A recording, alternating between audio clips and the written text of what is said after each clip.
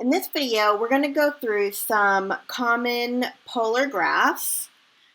In this first row here, you can see circles and spirals, and underneath each one, it has the equation. So, for example, in that very first graph, in the first row, it says you can graph a circle, and A is any radius, so A could be 2, it could be 4, it could be 7.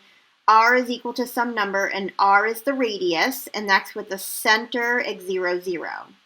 Now, if the center is shifted, then you're going to get an equation that looks like this, where you have R is equal to A sine theta, or R is equal to A cosine theta.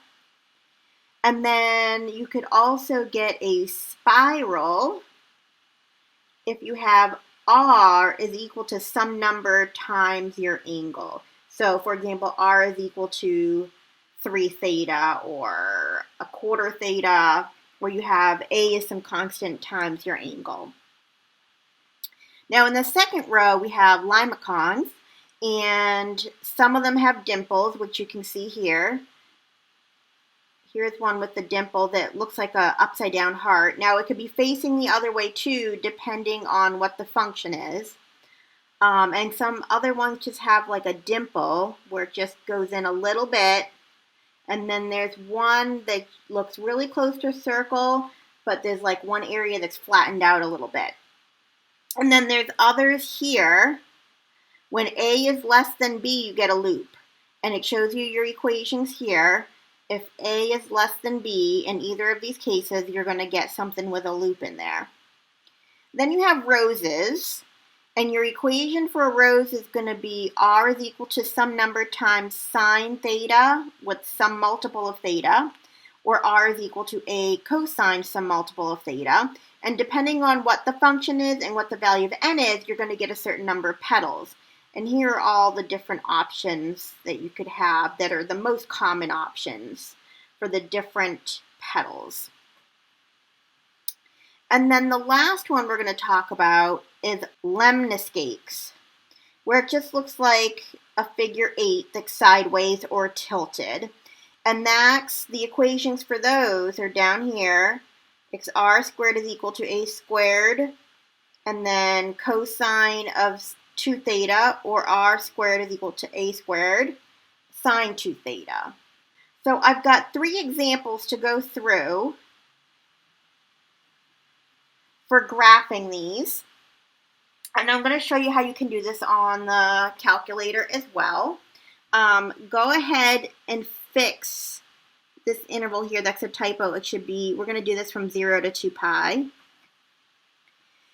And we are going to first graph 1 plus 2 sine theta. And if we scroll back up and we look at what shape that should be, that's going to be a limacon with a loop, if you notice right here.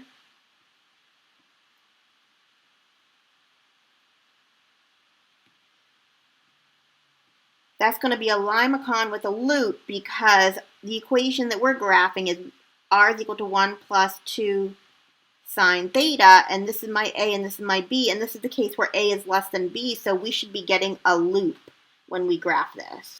So we can plot points by hand, which is perfectly fine. I'm going to do a couple by hand, but then I'm going to show you a nice way to do this on the calculator so you don't have to do this by hand for all the points. Okay, so we're going to start off with theta. We plug in our angle and we get out our value of R. Now, this is telling me to do it on the interval 0 to 2 pi. And so that's telling me I should do it in radians. If it said 0 to 360, then I'm going to do it in degrees. So I'm going to start with 0 radians. So I'm going to plug in 0 for theta. So I have 2 sine theta, and then I'm going to add 1 to get my value of R. Well, sine of 0 radians is 0.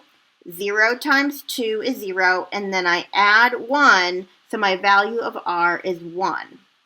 So when I go to plot this, I'm going to swing open 0 radians, and then I'm going to graph and come out 1 unit.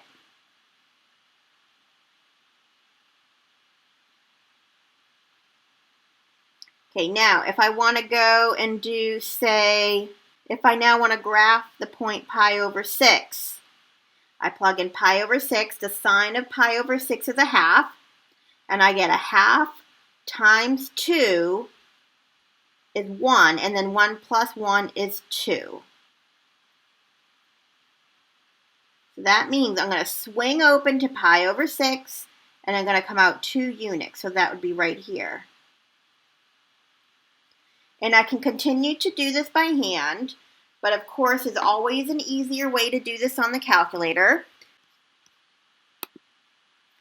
So I'm going to clear out to start from scratch. Now, to do this on your calculator, you first have to make sure your calculator is set up so that you can do polar graphing.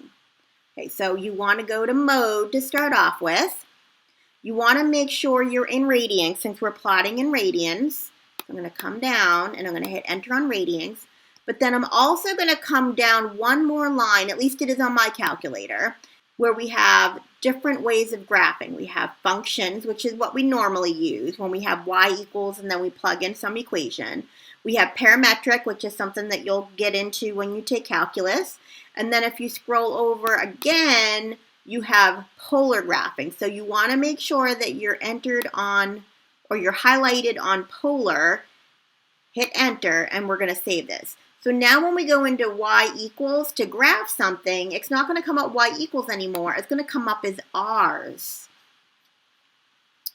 So let me clear this out. So what we're going to do is we're going to put in our equation for this example, which is 1 plus 2 sine. Now typically we push this button here and an x comes up because that's when we're in function mode. But now our variable has switched to theta because we're dealing with angles now. So I'm still going to hit the same button, but it should come up as theta because we're in polar mode. And then I'm going to close my parentheses and I'm going to hit enter. Okay, now I'm going to hit the zoom button and I'm going to go to zoom standard. So I'm going to hit zoom 6 and it will show me my picture. Okay, so it's a Limacon with a loop, just like we thought it would be because of the type of equation it is and because the A is less than the B. Now, to get the actual points, if we want to plot this by hand, what we can do is we can set up our table so that we can plot points and make a t-table. So I'm going to first make sure that my table is set up properly. So right above the window button, you'll see in blue or green, it's in a different color, it will say table set. So you're going to hit second window, and you want to make sure on independent, it says ask, and then for dependent variable, it's going to automatically give you the dependent variable. So you want independent on ask, dependent on auto. Once you set this up, it won't change unless you come in here and adjust it and resave it. So these settings are good until you change them again. Then I'm going to hit second graph to access my table, and I can start putting in values for my angle, and it will give me my value for R. So we said when we were at 0 radians, we should have a value of 1 for R. So let's check. I'm going to put in 0, and I'm going to get out 1. Then we said at pi over 6, we should get 2 when we did this by hand. So I'm going to put in pi.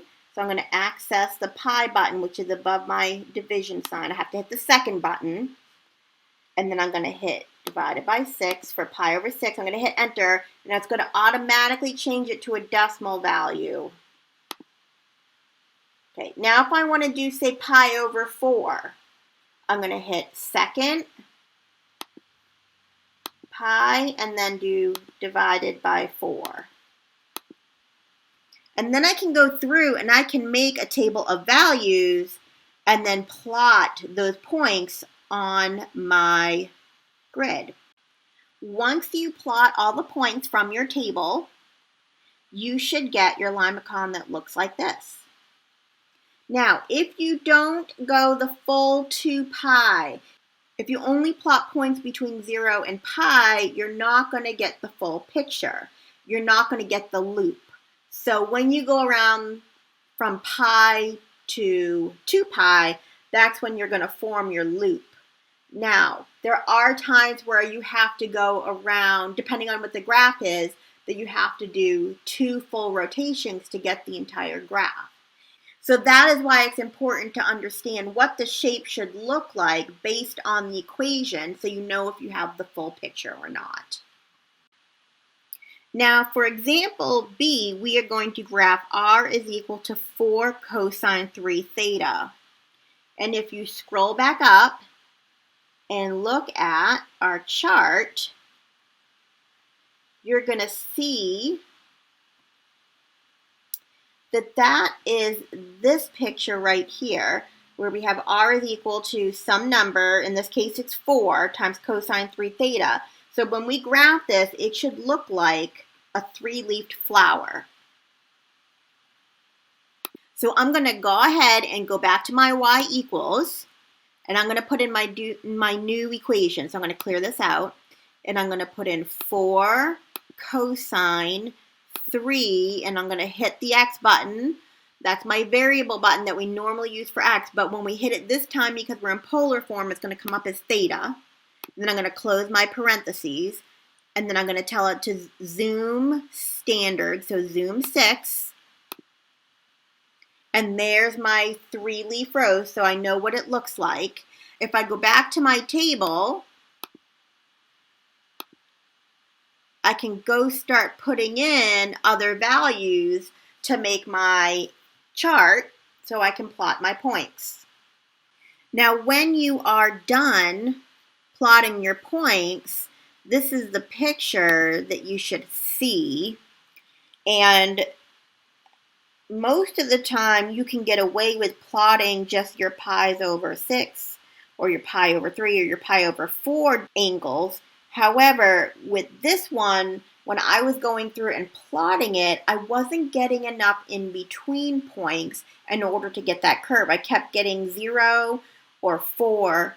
And so I had to plot some points that weren't typically seen on the unit circle, like the 23 pi over 12, or another one that I did was 7 pi over 12. Those are ones that we don't have on our unit circle.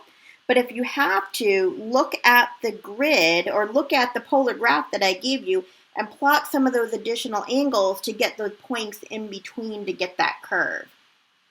Okay, now the last graph we're going to do is this one here, r is equal to a half theta. So if we scroll back up and look at our chart, when we look at this, we're going to get, for this example, we're going to get a spiral. We have r is equal to some number times theta. And in this case, a is a half. So when we start plotting points, it should look like a spiral.